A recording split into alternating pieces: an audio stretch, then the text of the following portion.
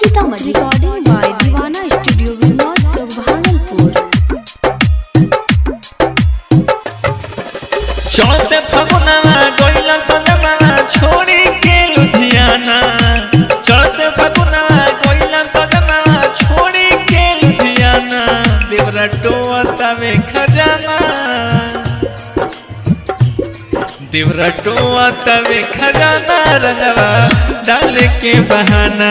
देवरा टोआ तवे खजाना रंगवा डाल के बहाना। चौथे फगुनवा गइला सजना छोड़ी के लुधियाना। चौथे फगुनवा गइला सजना छोड़ी के लुधियाना। देवरा टोआ तवे खजाना। देवरा टोआ तवे खजाना रंगवा डाल के बहाना। देवरा टोआ तवे खजाना रंगवा डाल के बहाना। डीजे विकास मटियार कला सीतामढ़ी।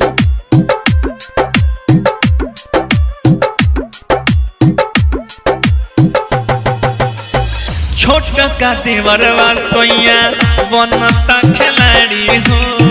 रंगवा दिखा के मोबिल दिले बाट ढारी हो। राजा हो छोटा का देवरवा सोइया बनता खिलाड़ी हो। रंगवा दिखा के मोबिल दिले बाट ढारी हो। मुअन के नाती माना करी माना नहीं कहना।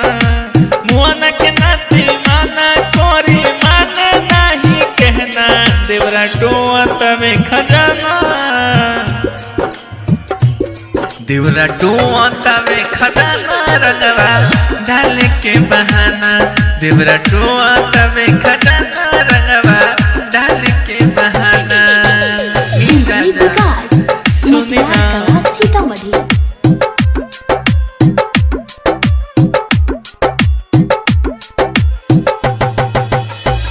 गोरे बदलिया हमर हो गइल करिया हो। नाच दिल बाटे ताहर दिहल गिफ्ट सड़िया हो। ए राजा गोरे गोन बदलिया हमर हो गइल करिया हो।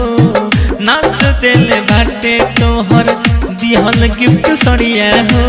अमर अनुराग सोनू संजीव रहे राहुल दीवाना। अमर अनुराग सोनू संजीव रहे राहुल दीवाना। देवरा टोआ तवे खजाना।